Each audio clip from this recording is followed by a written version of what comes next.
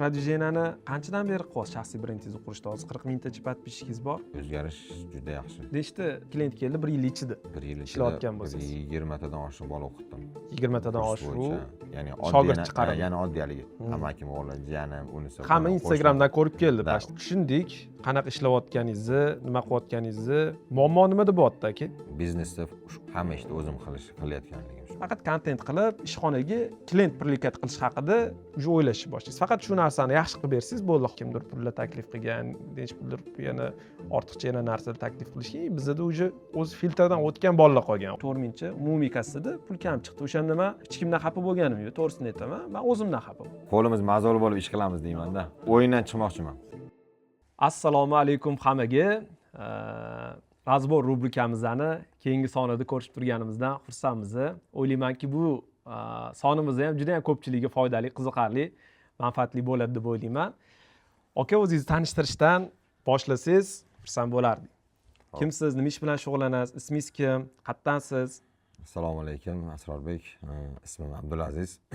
Qirg'izistondan, ya'ni O'sh shahridan bo'laman. 2017-yildan beri, ya'ni 2015-yildan beri detailing sohasida, ya'ni tuning sohasida ishlayman. Qirg'izistonga, ya'ni O'sh shahriga asoschi hisoblanaman. Birinchi bo'lib olib kirganlardan bu sohani. Ya'ni tuning va detailingda va akleyka sohalarini, plyonka sohalarini. 70 kvadratdan boshlangan ishimiz 2017-yilga hozirga kelganda 500-600 kvadratlik yerda ishlaymiz. Zo'r. Mening obucheniyalarim bor, bir 30-40 lagan shogird chiqarganman. Hozirgi qo'limda 10-15 tacha shogirdim birga ishlaydi. Zo'r. Shogirdlar hammasi o'zingizda qolishgan? Obucheniyadan keyin qolgan bolalar. Ketganlar ham bo'ladimi? Ketganlari bor, ochganlari bor. Eng uzog'i hattoki sizlarda shu Xorazmgacha franshizani berganman. Zenkar o'zbek ochilgan. Zo'r. Prodvideniyani qanchadan beri qilyapsiz shaxsiy brendingizni qurishda? Hozir 40 mingtacha podpischikingiz bor. Bu yoqda videoda Instagramlaringizni ham chiqarib yuboramiz. Endi 2018 ochib qo'yganmiz, endi uni unaqani tushunmasdik, nima deydi? Prodvideniyani tushunmasdik. Просто shunchaki video surat qo'yishni bilardik. 1-2 yil bo'lib qoldi. 1 yildan o'tib qoldi. Yaxshi bir qattiq kirishganimizga. Bir SMM ish olib, men biografiya olib. 1 yilcha bo'ldi. 1 yilcha bo'ldi. Nima maqsadda Instagramingizni yuritishni boshladingiz, prodvijeniya qilyapsiz? Shu endi asosiy reklamada, shu marketing, o'zimizni tanitish, brendimizni tashqariga chiqarish. Klient prioritet qilish, o'sha shunaqa. Nakleykaligi plus o'quv kurslaringiz. O'quv kurslari. Endi bizlar Qirg'iziston va O'sh kichkinaroq shaharligi uchun birinchi asoschi bo'lib ko'proq reklama qilib olsak-ku, shu o'zim ko'rgan bo'lsangiz, mashinalarim hammasini svetnoy qilib, rangli qilib chiqaraman. Shu bir reklama uchun. Zo'r. Endi qanchalik effektiv bo'ldi? O'zgarish juda yaxshi. Nechta son bilan agar aytsangiz, nechta o'quvchi keldi, nechta klient keldi 1 yil ichida? 1 yil ichida ishlayotgan bo'lsangiz. 20 tadan oshiq bola o'qitdim. 20 tadan oshiq, ya'ni shogird chiqarib. Ya'ni oddiyaligi. O'zbekona qilib, usta shogird qilib olganlarim ham bor. Amakim o'g'li, jiyanim, unisi. Hamma Instagramdan ko'rib keldi, pashti, to'g'ri? Ko'proq Instagramdan keladi. Tushundim. Klientlarchi taxminan nechta odam keldi deb o'ylaysiz Instagramdan mana shu faoliyatingiz davomida? 50 50. Endi burungi bilasiz reklama, sarafani reklama deb qo'yganlar, suv havo. Eski klientlar ham kelayotgan. Kimsan Abdulaziz, Zenkar deb kelganlar bor, Instagramdan ham kelganlar bor. Viloyatlardan ham klientim ko'p. Zo'r. Taxminan son bilan aytganda Instagramdan kelganlar taxminan aytganda nechta deb o'ylaysiz? Summasi boshqasi bizga qiziq yo'q, prosta klient soni. Kolleksiyasimi? 1 yil ichida. 1 yil ichidami? Ko'p. 100 tadan oshiq. 100 dan ko'p. 1000 ga yaqin chiqadimi? 1000 dan oshiq. 1000 dan oshiq. Zo'r. Bir oyda uslugamiz ko'pda, bir 8 xil, 9 xil yo'nalish. Hamma nakleykaga emas, yo'da. Hamma plyonka emas. Polyovka keramikamiz bor, shumoizolyatsiya bor. Zo'r. Bron plyonka, tonirovkalar, uslugamiz ko'p. Zo'r. Xo'p. Bu yoqda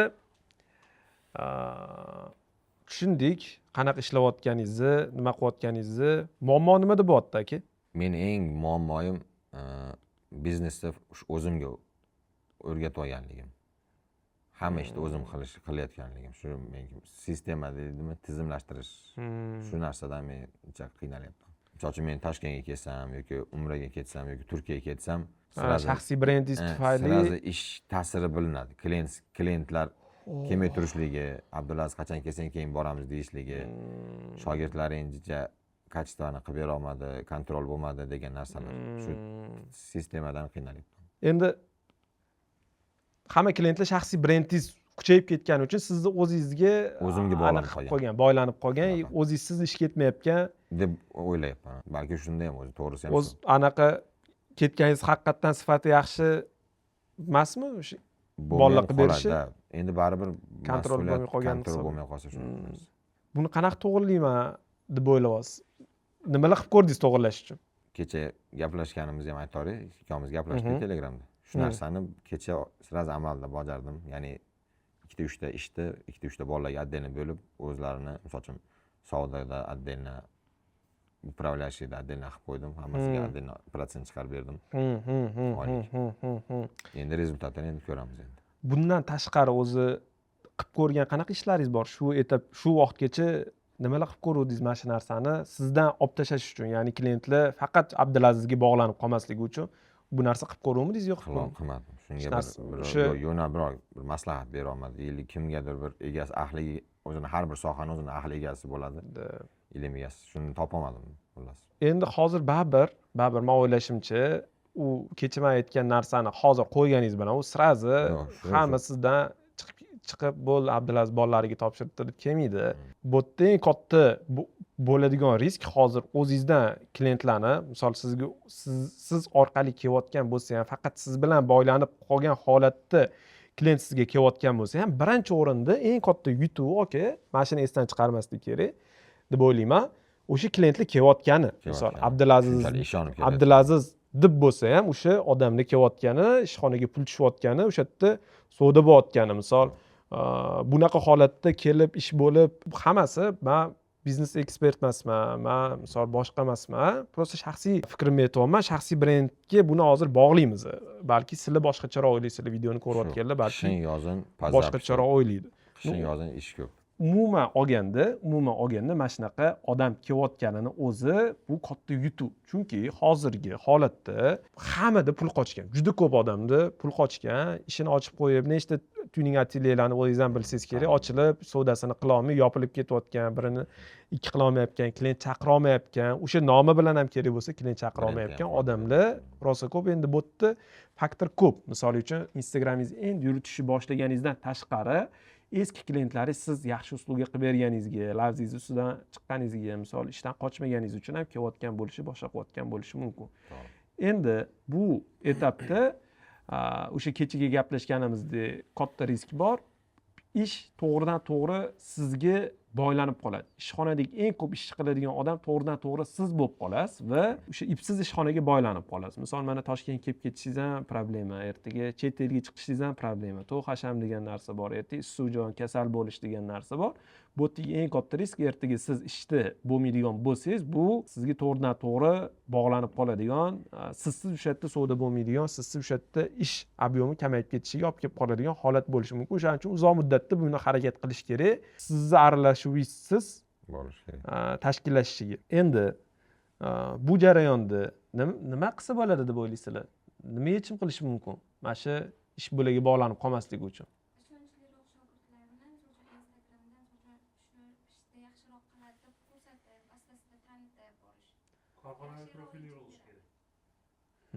O'z korxona profili yo'q, sizda lichniy ketyapti. O'sha yerda har bitta xodimning professionalligini ko'rsatib berish kerak. Shunaqa bo'lsa, har bitta xodimingiz professionalligini ko'rsatib bera olish kerak. Hattoki sizni o'sha kurs sotaman deyapsiz-ku, o'rgataman deyapsiz-ku. Buni qo'lidan chiqqan bolalar professional bo'lar ekan degan tushunchani ham beradi. Ya'ni ko'proq odam sizdan sotib olishiga ham sabab bo'ladi. Lekin profilim korxona ishxonanikida Zenkar deb detailing shaxsiy o'zimniki emas. Misol uchun korxona videolarida faqat o'zingiz chiqasizmi yo shogirdlarni qilayotgan ishini tepasida turib syomka ko'rsatasiz? Yo, ular ham aralashadi. Storiesda kulli misol uchun protsesslarni qo'yib boraman, kulli protsesslarni, do-poslelarni. Anaqa bo'lish kerak endi. Korxonaning operatori bo'lish kerak endi. Bizda misol uchun yana bizda tonirovka yopishtirish bo'yicha shu bola o'shda nomerading degan narsani ko'rsata olishingiz kerak. Tajriba aytaman. Dilshod aka tuning house borku, shu biznes kengaytirayotganda nima qilgan? O'zi minimalniy foyda qilsa ham eng zo'r ustani o'ziga qo'ygan. Birinchi bo'lib o'zini shu Chig'atoyda o'zini atrofida eng zo'r ustalarni hozir o'zing ishlasang necha pul topib olsan, shu summani narsangga beraman deb shuni topadimi yo'qmi bu narsani? Bu narsani to'lab bera olmayman. Eng zo'r ustalarni yig'ib olgan. Odamlarda shunaqa tushuncha bor. Eng professional ustalar Dilshod ishlaydi degan tushuncha borda. Yaxshi. Lekin bizda bitta muammo Yani endi sizni xodimlaringiz ham kamida sizdagi professionalligini olib chiqib berishingiz kerak. Meni fikrim. biz yashayotgan O'sh shahri bari kichkinaroqda. Ustalarga yetishmovchilik ko'p. Shuning uchun haligi tollab olib kelish juda muammoroq. Biz yana baribir biz men tashqaridan bilmadim, uni bir o'ylab ko'rmadim. Endi yaxshi usta to'g'risi haligi yaxshi qiz mahallasidan oshmaydi-yu. Yaxshi usta o'zidan oshmaydi-da, mahallasidan oshmaydi, ishxonasi. Boshqacharoq bo'lishi mumkin-da, o'shda Toshkentga nisbatan. Sizni ro'parangizni misol uchun konkurent bo'lib ishlayapti, narigi mahallada konkurent bo'lib ishlayapti-da. Uni ham ishi yaxshi emas, sizni ham ishingiz yaxshi emas bo'lgandan ko'ra-ku, ham aytmoqchi bo'lgan, hamma birlashib turib, misol uchun narx konkurensiya bo'lmaydi, bitta katta korxonaga asos solgan yaxshiroq o'ylayman. Yana kimda nima fikr bor? Agar boshqacharoq fikr bo'lsa aytinglar. Klientdan odziv olishi mumkin. Bizda shunaqa. Misol uchun menda buxgalterlar ishlaydi-yu, nazorat qila olmayman uni har bittasi. Mani deb keladi chet ellik kompaniya, lekin men qilmayman ularni ishini. Buxgalterlar qiladi. Ularni nazorat qilish uchun KPI tizim qo'yganmiz. Bu bir. Ikkinchidan har oyda yordamchim odziv oladi har bitta klientdan. Mana shu buxgalter qanaqa ishladi? Bu oyda ishingga vaqtida qilib berdimi? Savollaringga vaqtida javob berdimi? 4-5 ta savolimiz bor. Zo'r. Sizda qanaqa? Menda ham hozir zo'r yechimli, mana hozir sizlar aytayotganinglar esimga tushyapti men o'zimda ham. Bizda qanaqa? Men shug'ulda endi ishlaymiz.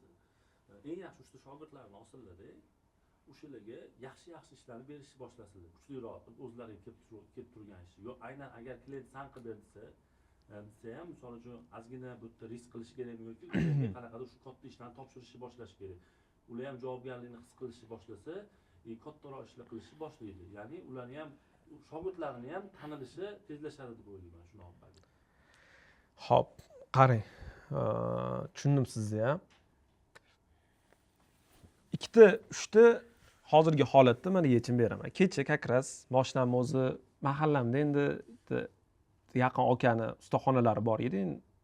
Tanish, ular ham Instagramda почти millionga yaqin o'sha auditoriya yig'ishdi, zo'r ketishyapti. O'sha anaqa tegi narsa chaqirtiruvdi, bordik. Borsam, men Instagramda ko'rayotgan odam, o'sha kompaniyani egasi deb o'ylagan odam umuman boshqa odam bo'lib chiqyapti. Profilni yuritayotgan odam, o'tda Facebook chiqayotgan odam, o'tdagi главный master umuman boshqa odam va men borib gaplashayotgan odam umuman boshqa odam. U odam nima taktika qilgan?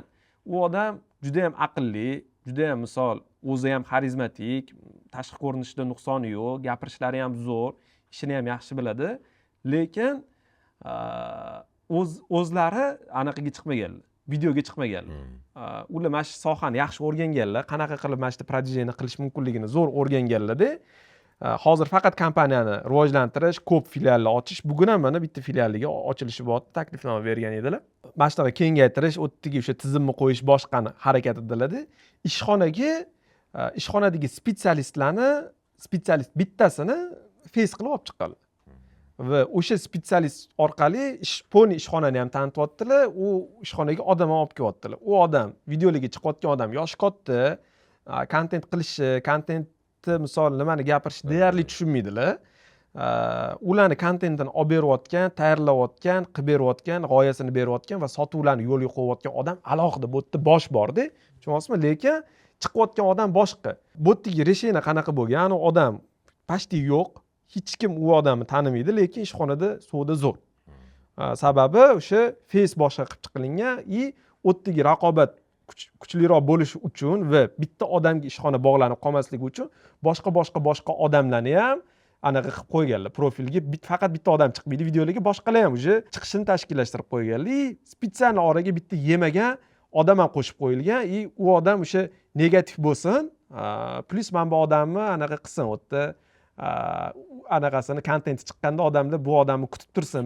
Men g'alati chiqdi debmasdan, men bu odam chiqqanda bu odamga negativ ketmasin, hamma negativ bunga ketsa, men bu odam chiqqanda xursand bo'lib odamlar kutib olsin degan narsani tashkillashtirish uchun bunaqa taktika bo'lgan. Va bu o'sha yerdagi kompaniya egasini bu holatdagi xodi o'zini o'rniga boshqa facelarni ham chiqarib qo'yganligida bo'ladi. Razborimizni ko'rayotganingizdan va bundan qanaqadir foyda olayotgan bo'lsangiz, bundan juda ham xursand bo'lamiz. bizada shaxsiy brendni rivojlantirish bo'yicha maxsus o'quv kurslarimiz bor. Onlayn formati, offlayn formati va bularda o'zingizga qulayini tanlab, o'qib, o'rganib, shaxsiy brendingizni rivojlantirishda chuqur foydalanib ishlatishingiz mumkin va ichida juda ham ko'p qulayliklar qilganmiz va sizni bu dastur orqali shaxsiy blogingiz bilan sotuvlaringizni oshirishga, mahsulotingiz yoki xizmatingizni sotuvini effektiv yo'lga qo'yishga yo'naltirilgan o'quv dasturi hisoblanadi va bu dasturimizga hozir sizda oldindan yozilish orqali yaxshi bonusli va qo'shimcha imkoniyatli va eng arzon narxda darsga qo'shilish imkoniyati bor. Bu darslarimizga qo'shilish va batafsil ma'lumot olish uchun quyidagi mana shu videoni opisiyaniyasida link bo'ladi. Shu link orqali ro'yxatdan o'tib ma'lumotlaringizni qoldirib qo'ysangiz, biz o'zimiz sizga bog'lanib, ma'lumotlarni berib, darslarga qo'shib qo'yamiz. Rahmat, razborni davom ettirsak bo'ladi. Endi sizni botdan olishingiz mumkin bo'lgan case nima? O'zi bu etapdan, holatdan olishingiz mumkin bo'lgan case nima? Hozir mana faqat o'zingiz videolarga chiqyapsiz, o'zingiz kontent qilyapsiz, o'zingiz ko'rinyapsizmi? Endi shu jarayonda bu narsani qanaqa qilishni o'zingiz tushunib, ozgina o'z asoslari nima bo'layotganini anglab bo'lganingizdan keyin sekin mana shu narsani ishonchli, yaqin bolalaringizga o'rgatib, o'sha bolalar ham o'sha videolarga o'zingiz bilan birinchi sekin birgalikda hozir to'liq sizga o'rganib bo'lgan bo'lsa, sekin o'zingiz bilan birgalikda chiqishini tashkillashtirib, keyin u bolalarga yo o'tkazib yuborish yoki o'ziga alohida profil qilib berib olib chiqib ketish mumkin. Bu yerda sizni holatingizda bo'lishi mumkin. O'sha Zenkarra profilini o'zini o'sha ishxonadagi bolalarga sekin-sekinlik bilan aytaylik, yarim yil ichida to'liq o'tkazib yuborib turib, o'zingizga alohida Abdulaziz degan Abdulaziz O'sh yoki Abdulaziz Zenkar degan profil ochib turib, unda qaysidir kontentlaringizni, lifestyle kontentlaringizni qo'yib, yuritib borursiz bo'ladigan taktika qilsangiz bo'ladi. O'shanda sekinlik bilan profil o'zingizdan u odamga o'tib ketadigan holat bo'ladi. Bu birinchi sposob. Ikkinchisi, men o'zimdagi holatda aytaman. Misol uchun bizani ham ishxonada ob'yom kichkina emas. Bizani ham ishxonada o'ziga yarasha yaxshi оборот bo'ladi. O'ziga yarasha, misol, mijozlar oqimi bor, o'ziga yarasha klientlarimiz bor. Tem bo'li bizaniki ham siznikiga o'xshagan xizmat ko'rsatish, klientlar ko'pi, misol men asrorlar bilan ishlayman deb keladi.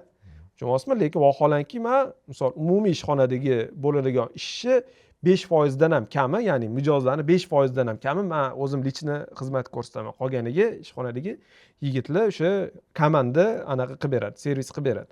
Bu joyda shu etapga kelguncha yetarlicha muammolar bo'lgan. O'shandan pishganimizdan keyin mana shu xulosalarga kelib, hozir mana shu sistemani qo'yganmiz, yaxshi ishlayapti. Nima bu desangiz, menda boshida qanaqa bo'lardi? Kelgan klient bilan o'zim gaplashardim. Keyin bolalarga agar ishni o'tkazib yuborsam, keyin klient недовольный bo'lib qolardi. Men sen bilan gaplashganman, men sen bilan ishlashni xohlayman. Bu odamlarga o'tkazib yuborsan. Men bu odamlarga pul to'lamaganman, senga to'laganman degan holat уже paydo bo'lishni boshlagan. Keyin bu narsaga yechim qilish uchun nima qildik? Ishxonaga direktor tayyorladim. Imomalani o'zini tayyorladim va biz ishlaydigan klientlarni ikkita kategoriyaga, kontingentga bo'ldik. Ya'ni ikki xil price qildik. Men ishlaydigan klientlarni alohida price, men o'zim servis qilib beradigan odam alohida price, Imomali ishlaydigan klientlar va u servis qilib beradigan anaqa alohida price. Uni narxi alohida, bizning narx alohida va bu jarayonda shunaqa narsa qilib qo'ydikki, misol klientga kelayotgan klient ikki xil anaqa beriladi, KP beriladi. Ikki xil KP beriladi. Klientga qaysi biri yoqsa, o'sha odam переговорga chiqadi. To'g'ri. U klientga qaysi biri to'g'ri kelsa, o'sha odam, ya'ni bizning uslubga to'g'ri kelsa, mana ular bilan anaqa qilib o'tirmayman, aytaylik, menmi uslubimiz, aytaylik, meniki baribir qimmatli qiladigan bo'lsa, u odam bekorga men bilan gaplashib vaqtini ketkazib o'tirmaydi. Primoy Imomali bilan gaplashadi, bo'ldi, ishni o'zi qilaveradi. Umumiy olganda, misol bizdan kassa bitta. Sizlarda qoladi. Qozon bitta. Men topayotganim ham Imomali ishlayotgani ham baribir bitta kassaga tushadi. Uni bizga umuman plus minus yo'q-da, lekin uje anaqada ishlaydigan klienti bilan xizmat ko'rsatayotgan odamni o'zi primoy agar gaplashadigan bo'lsa, ertaga nima muammosi bo'lsa yoki nima xohlasa, uje sizga yoki menga yetmaydi-da. Primoy o'sha odam o'ziga yetadi. Uka, men buni mana bunaqa qilib ber yoki men buni xohlayman. Mana bunaqa narsa qilib bera olaysanmi yoki yo'q desa, o'zi gaplashgan bo'ladi. Tushundingizmi? Ana odam so'rab oladigan odam boshqa bo'ladi. Uje siz protsessdan avtomatik uzilasizda. O'sha joyi kelganda salom alaykum qilib, bayramlarda tabriklab, gul pulingiz bo'lsa berib qo'ysangiz bo'ldi u odamga. Mana shunday xod qilsangiz bo'ladi. Endi bu yerga sizga klientlar to'g'ridan to'g'ri bog'lanib qolganligini sababi ham nimada? o'sha odamlar anaqaga sizga boylangan. Siz u odamlar, yangi odamlar kelayotganda o'sha ishlaydigan spetsialistga to'g'ridan to'g'ri o'tkazib boylab bersangiz, to'g'ridan to'g'ri o'sha odam bilan primoy gaplashib beradigan holat bo'ladi. Sen skidkasiz men o'zim aytib qo'yaman, chiroyli qilib kelishtirib beradi desangiz ham, u odam bilan o'zaro pulini ham gaplashsangiz, o'shanisida siz protsessdan chiqadigan, sal bo'lsa ham mana shu sizga keyinchalik ish kamayishiga olib keladigan holat bo'ladi. Faqat bu joyda bitta katta risk bor. Hozirgacha yig'ilgan klientlarni sirazi agar mana shu o'zingizdan chiqarib yuboradigan bo'lsangiz, o'sha ishxonada suvni ko'payish o'rni kamayib ketib qoladi. Mana shu narsaga hushyor bo'ling. Mana siz mana shu обязательствоni olib bo'lgansiz, hozirgacha sizni nomeringiz kimdadir bor, sizni odam o'rnida ko'rib telefon qilayotgan o'zi bitta katta yutuq. U odamlar bilan o'zingiz gaplashib, o'sha kerak odamlarga boylab, u bu narsa qilib, u odamlarning ishini bitirib beravering. Lekin yangi kelayotgan odamlarga mana taktikani qilish kerak. Eski sistemada qolursin, ular o'zingiz bilan VIP klient bo'lib qolursin-da, yangi sistemaga o'tib agar tashkillashtirsangiz, uzoq muddatda, yarim yil, 1 yil ichida siz uje qo'lingiz bo'shab qolganini his qilishni boshlaysiz. Undan keyingi sizni ishingiz nima bo'ladi? Protsessdan, operatsionniy protsessdan chiqib bo'lgandan keyingi sizni основной ishingiz nima bo'ladi? Faqat kontent qilish. Faqat kontent qilib, ishxonaga klient привлекать qilish haqida uje o'ylashni boshlaysiz. Faqat shu narsani yaxshi qilib bersangiz, bo'ldi, holati kelib qoladi. Nima deb o'ylaysiz, mana shuni qilsa bo'larmikan? Ichingizda mana shu bo'layotgan savollar bo'lsa ayting, ko'rib chiqamiz mana shuni yechimini. Yo, tak mana shunaqa bo'lishi kerak. Asta-sekin. Shu holat menda bo'lgan. Haligacha eski klientlarim bilan men o'zim kontaktda bo'laman, sababi meni deb kelgan. Kerak bo'lsa, kerak joyda ishini o'zim qilaman. Yangi klient o'tkazish oson. Anaqa qilib, yo'q, bu ko'ngildagidek qilib bersa hamcha, anu odam o'rganib bo'lganda. Anu bir xil ish bo'lsa ham shu odam qilib bersa yaxshiroq bo'lib tuyulaveradi. Bitta gap gapirilsa,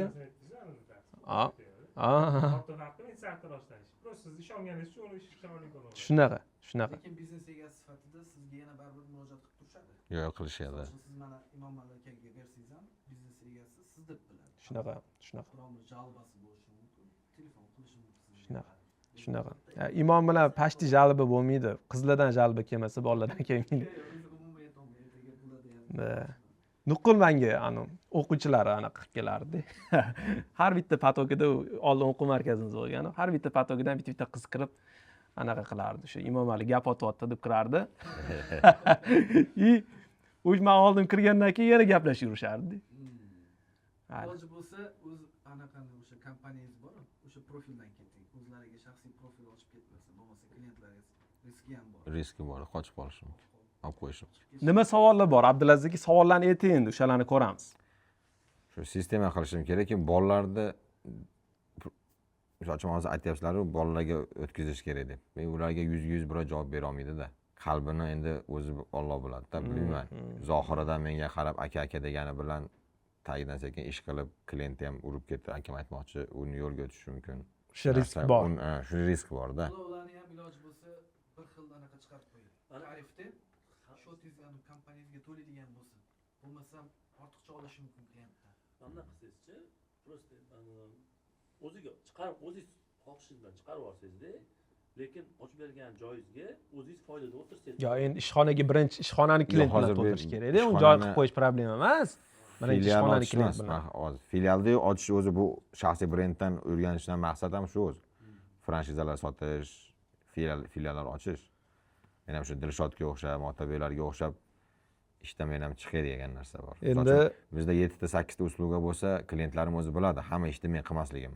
Основной akleykani men qilishligim biladi, qolgan sochim keramikasi bormi, shumka bormi, 100% bilishadi. Чтобы men uni 5-6 yildan beri уже ish to'xtatganligimni, shogirdlar qilishligini, ishchilarim qilishligini biladi. Endi baribir ishonib menga keladi-da. Tushundim. Yana bitta tarafi bor Asror aka. Men o'zim ham boshimdan o'tganda, mendan boshqa odam zo'r qila olmaydi degan tushuncha ham bo'ladi odamda. Shundan chiqish kerak. Boshida xodimlaringiz bor, 5 bahoga qila olmaydi. 3 ga qiladimi, ko'z yumas. Xato qiladi, sindiradi, biron joyingiz nimadir qiladi, ko'z yumas. O'sha xato qilgan payt qo'lni olib qo'yib o'zingiz qilsangiz, hech qachon ular o'smaydi. Yo'q, shu bulardan shu biznes o'rgatayotganlarni darslarida eshitdim, xuddi shu narsani, faqat o'zim zo'rman degan narsani olishing kerak degan narsani eshityapman. Endi amal qilish kerak. Nima o'zi ish qilmagan, tuning ochayotganda. U karcha sotgan ham Misol uchun Dilshodbek bilan ham tanishdik, Tuning House bilan. mutaxassis emas. Elektrikda Dilshodbek.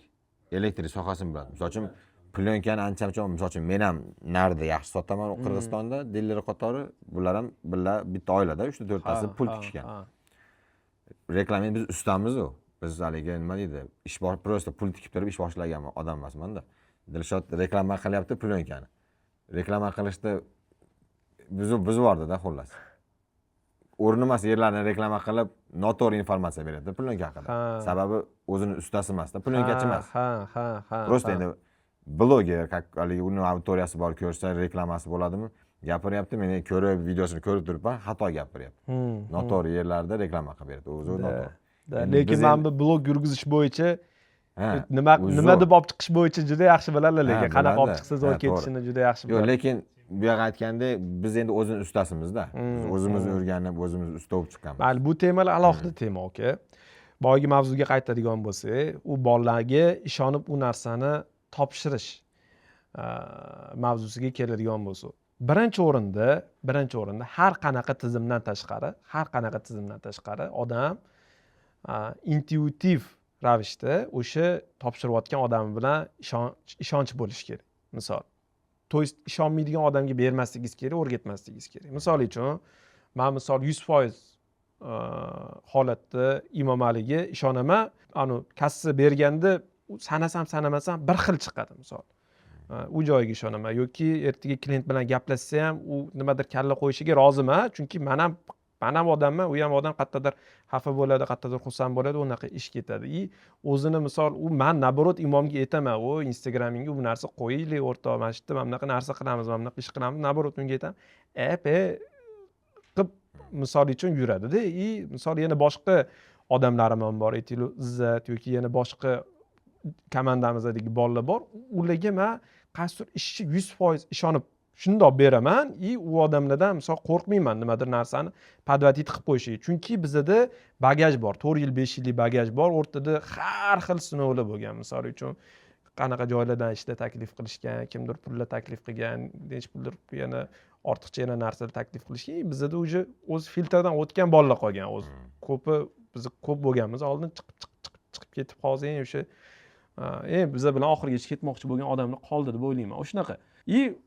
Men bu bolalar bilan hozir nimadir narsa qilsam, misol o'ylamayman men u podvatit qiladi yoki boshqa qiladi degan narsa umuman hayolimga kelmaydi, ishonib beraman. Xuddi shunaqa birinchi o'rinda o'sha kimgadir nimadir narsani topshirib aytayotganingizda, berayotganingizda, o'rgatayotganingizda, aynan mana shu blogging tomonlama ishonishingiz kerak. Endi bitta tomoni bor, mana ishonib berdingiz.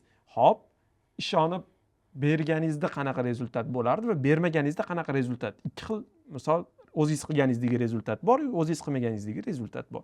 O'zingiz qilmaganingizdagi rezultat o'zingiz qilganingizdan ko'ra yaxshiroq bo'lsa agar, mayli aytaylik u bola ham 1 yil 2 yildan keyin o'zi alohida chiqib ketsa ham, o'sha etapda baribir siz bilan o'zaro manfaat to'qnashuvi bo'ladi. U odam sizga qanaqadir qiymat beradi, ishxonada savdoga foyda beradi. Yana o'zi keyingi etapga chiqib o'smoqchi bo'lsa, pajasi mayli ketdi.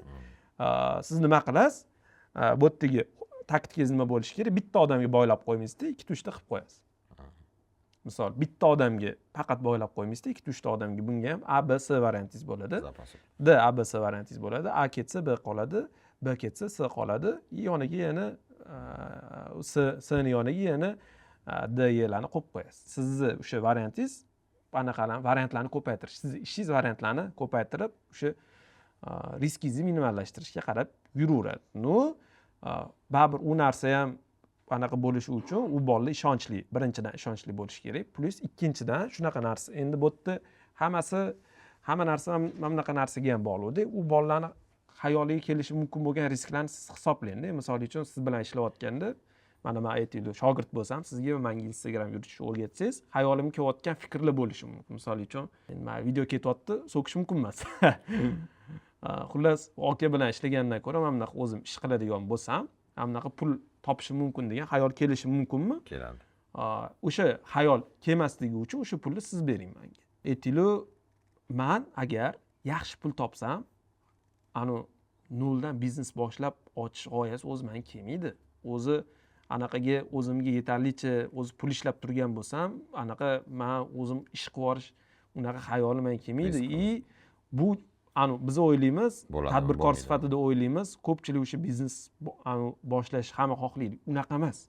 Juda ko'p odamga stabilniy ish kerak va buni ichida juda katta riski bor, juda ko'p bosh og'rig'i bor. Buni faqat biz bilmaymiz, o'zi mana shu biznesga kirmoqchi bo'lgan odamlar ham bu narsani biladi. Chunki haqiqatda rosa bosh og'ritadigan narsasi ko'p odam bunaqa riskni bo'yniga olishga tayyor emas. Siz tadbirkor sifatida o'sha kecha aytganimdek, u ishlayotgan spetsialistlarni KPIga boylab qo'yishingiz kerak. Ya'ni qilayotgan proyektidan ulush oladigan, foizli ulush oladigan agar tizimni yo'lga qo'yib qo'ysangiz, u odam qancha ko'p ishlasa, qancha ko'p pul topsa, to'g'ridan to'g'ri o'ziga foyda bo'lsa, fiksda emasda oyligi, foizli.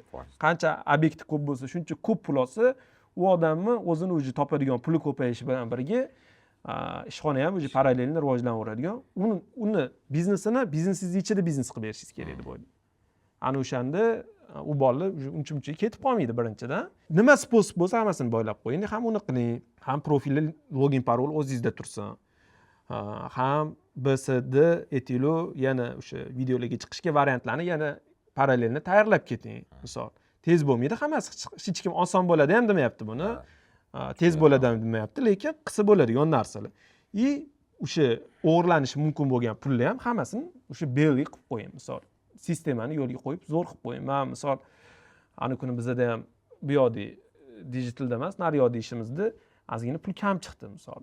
3000 chami, 4000 umumiy kassada pul kam chiqdi. O'shanda men hech kimdan xafa bo'lganim yo'q, to'g'risini aytaman. Men o'zimdan xafa bo'ldim ham desam noto'g'ri bo'ladi. Ayb o'zimda deb hisobladim. Nimaga? O'sha yerda men tizimni to'g'ri yo'lga qo'ymaganman. Pul qaqqadir oqib ketadigan o'sha teshik paydo bo'lib qolgan. O'shani men ko'rmaganman, yopa olmaganman. Sirazi keyin finansist olib, konsultatsiya olib, u odamni ishga yollab, o'sha hamma tochkani menga yopib bergan, nima qayerga ketayotganini hisoblab bergan. 2 oydan beri audit qilyapti hozir. Qayerda nima pul chiqyapti, nima qilyapti, nima qo'yapti degan narsa. O'sha narsani oqizadigan qilib qo'ysangiz, sizda bo'ladi. O'sha narsani hamma tomonlama to'g'ri qilib yo'lga qo'yib qo'ysangiz, o'sha bu problemalar o'sha bo'lmasligiga o'sha sababchi bo'ladi. Nima bo'lgan taqdirda ham umumiy продвижение jarayonida klient ras kelyaptimi? O'zingiz orqali zo'r kelyaptimi? Misol, baraka topgan joyi odam qo'yib yuborishi ham xato. U narsani ham ushab turib, o'sha o'zingiz orqali klient zo'r привлекать qilib, bu narsaga yana ham upor berib, mana shu narsani yana ham sayqallab zo'r qilib, keyingi etapga chiqarib, men hozir qilayotgan ishingizni bilaman, umumiy foydalanishingiz mumkin bo'lgan imkoniyatni o'ndan birini ham ishlatmayapsiz hali. Ya'ni kuni videolaringizni ko'rib chiqdim-ku, sizdagi bor potensialni o'ndan birini ham hali ko'rganingiz yo'q mazasini. Ertaga sizda zolotoy dozalar oldinda. Ularni olganingizdan keyin hali orqaga qaytgingiz ham kelmay qoladi. Ularni ishlatib, o'zingizdagi potensialni ishlatib, klientskiy bazani ko'paytirib, faqat u kelayotgan klientlarni o'sha egasiga topshiradigan qilib tizimli yo'lga qo'yib, plus sekin shogirdlarni tayyorlab, ular orqali ham o'sha publikat qilishni yo'lga qo'ysangiz, yo'g'i sekin. O'zi uspet qilgan qolarmikanman deb o'zi qo'rqyapman. Hozir mana bu o'zi rezultatlar baribir o'zim ham bilyapman, atrof bilyapti, baribir sluxovoy reklama degan narsa bor. O'sh kichkina reklamalar bo'lib, klientskiy baza ko'payib ketyapti. 2x, 3x bo'lishni boshlaydi. Zo'r, barakasi. Ya'ni uspet ham qilmay qolish kerak bo'ladi. Unda endi o'shanga tayyorgarlik ko'rib borishingiz kerak-da unda. O'sha jamoani ham o'shanga tayyorlab borishingiz kerak-da. Mana gohida o'sha gazini bosib ishlash zarar olib kelishi ham mumkin. Hozir agar paqillab sizga klient 4x kelib qolsa, uni kontrol qila olmasangiz, sifat yo'qolib ketsa, Abdulaziz o'sha aynibdi degan gap tarqalsa, o'sha kichkina aytganingizdek. Sekin ko'tarilgan gohida to'g'ri ham bo'lishi mumkin. O'sha kichkina temboli siz bu yoqda parallelni sistemani qurishga harakat qilishingiz ham kerak-da. Faqat klient привлекать qilishga ham emas. O'sha franchiza sotishga bersalar qanaqa bo'lardi? Chunki baribir ham 20-30% chiqib ketadi shogirdlaringizda, menimcha baribir. yo'q, chiqib ketadi baribir. Yaxshi ishlaganidan keyin unga u daromad siz berayotgan foizni ham yetmay qolishi. Misol uchun bu yoq hozir klient bo'lsa, men $2,000, $2,000 dogovorida plyonkaga shumma izolatsiya katta usluga qilayotgan paytda baribir ish qilib yurib oyoqda va o'ralashib qoladi-da, eshitib qoladi-da. Chiqib ketganini bilasiz. Qiziqib qoladi-da baribir-chi. Qancha baribir chiqib ketishini bilasiz-da, aniq. O'shani hisobiga ham o'zingiz unga o'sha poydevor o'zingiz qurib qo'yganingiz yaxshi emasmi? Ya'ni franshizangizni unga beribmi yoki o'sha uni kelajakdagi biznesdan foiz olibmi, bilmayman o'sha. Endi uni biznes tizimlashtiradigan treninglardan so'raysiz aka, qanaqa qilishni bizni. yana kelib Toshkentda ham dars o'qiyman aka. Bizni media bo'yicha, men Instagram bo'yicha, YouTube bo'yicha mana qanaqa o'shani ochib bo'lganingizdan keyin tanitish etsangiz, men o'zim bilganimcha tavsiyalar berishim mumkin. Lekin tizimlashtiradigan odamlarni tavsiya bersangiz Masalan, shunaqa. eng zo'r tavsiya mana shu siz xohlayotgan narsani qilib ko'rganlar. Mana hozir Dilshod aka, yana kimdirlar bor, mana shu franšiza chiqargan. Ulardan so'rash kerak. Do'stim, mana shu mana bunaqa chiqarding. O'zini oqladimi? Nima plyus minusini ko'rdi, menga побратский tavsiya qilasanmi? Mana bunaqa qilmoqchiman desa aytadi. Bizni bu yerdan chiroyli ko'rinishi mumkin, ichida yemoroy bo'lishi Bor, mumkin. o'zgarsa, Mana bitta klient muammosi mana bor. norozi bo'lib qoldi, menga mana bunaqa gap keldi, mana bitta pulni chayvordi, menga pul beraman deb bermadi, mana bunaqa narsa bo'ldi desa, keyin o'sha risklarni hisoblaysizda, o'zingiz qilaman yoki qilmayman degan qarorga kelasiz. Biz mana bu o'tirib gapiraveramizda, bilmasdan, bu sohani ichida bo'lmasdan. Bizni sohani ichida baribir. Hani gadoydagi dushmani gadoy degandek baribir bizga cheris hamma ish bir-biriga keladi-da. Ha. Tashqaridagi bu biz ham bu yerdan chiroyli ko'rinib, kontentni zo'r qilib va bir narsaday gapirganimiz bilan insonni rozi qilish qiyin, hech qachon rozi bo'lmaydi. Hattoki oldingizda yotgan ayolingiz ham kerak bo'lsa vaqtda rozi bo'lmaydi. Joyi kelgan. To'g'risi, payti kelgan. Sendan nima ko'rdim deydi. Shuni singari klientni rozi qila olmaysiz. Agar sizga kelish kerak bo'lsa, uni yomonlab turib sizga oldingiz keladi. Shunaqada biz O'shda ham bor, O'zbekiston bu yerdagilarga hattoki gapirib kelishadi. Buni ishi manaqa men ko'rdim, prosta reklamasi zo'r ekan deydi. Bizga qildirayotgan paytda nimaga jicha skidka qilib bersin deb. Unga borayotganda Abdulazizda yoki boshqasini gapirib borishadi. Mayli. Savolingizga javob oldingizmi, olmadingizmi aka? Muammolaringizga, o'ylayotgan narsangizga yechim oldingizmi? Yana o'qisak davomida endi 8 ekan. Ko'rish kerak. asosiy ko'p savollar baribir bizneslarga tegishli. Shunaqa. Ularda boshqa tarafda-da, uni hal qilmak uchun Ularda klient ko'p. chiqqan bilan Hozir men misol uchun sizda agar gapinglarni bo'ldim, sizda o'qimasam ham, kelmasam ham o'zi auditoriyam o'zi shu edi. Potok aytyapman-ku, qishin yozin krugliy gод aylanaveradi. Plyonka, misol uchun hozir 5-6 ta mashinam o'chirmi, buni qilib tugatgunimcha yana 5-6 ta mashina zapis bo'lib qoladi. Barakasini bersin. Endi qishda ham, yozda ham shu ahvol. Endi sababi payrovkamiz ko'p, keramikamiz ko'p. Men o'zimni anaqa qilishmas. Men prosta shu akalar aytmoqchi, men bu yoqqa o'tib ketishimu, men mana qilib yurishimda menga. Biz mana qilib yurishimiz kerak bo'lyapti. Endi Qachongacha bu qo'limiz mazol bo'lib ish qilamiz deyman-da. Klient ko'p, o'zingizdan ko'proq ishni topib Shu Xulosa. o'zim o'yindan chiqmoqchiman. xulosa qilsa, продвижениeni qilishingiz kerak. Hozir продвижениeni qilishingiz kerak, to'xtatmasligingiz kerak va buni misol maromida qilib borishi, kuchaytirib borishi, o'zingizni potensialingizni his qilib borishi, tashkillashtirishingiz kerak. Parallelni shogird tayyorlashingiz kerak, blogda yana chiqadigan o'sha videolarga chiqishni boshlaydigan odamlarni tayyorlab, u bolalarga yo'l yo'rig'ini ko'rsatishingiz kerak. Va klient kutib olishni o'zingizdan anaqa qilishingiz kerak. Ya'ni klient kelganda, misol pulini, ishni siz bilan gaplashmasligi kerak, o'shani gaplashadigan odamlarga topshirishingiz kerak va sizni основной ishingiz kontent qilish bilan band bo'lishi kerak. Yechim faqat shu o'zingizdan anaqa qilishdi.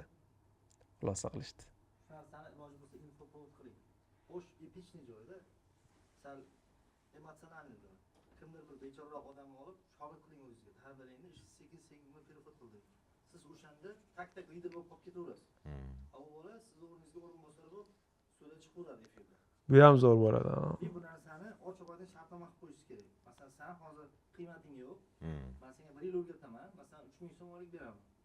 1 yildan keyin sen mana shu funksiya litsorligimni olasan misol, men senga masalan foydani 10% ni beraman yoki 20% ni beraman. U baribir uchun kolossalniy summa bo'lishi kerak. Chunki hozir u biladi uni hozirgi qiymati 0.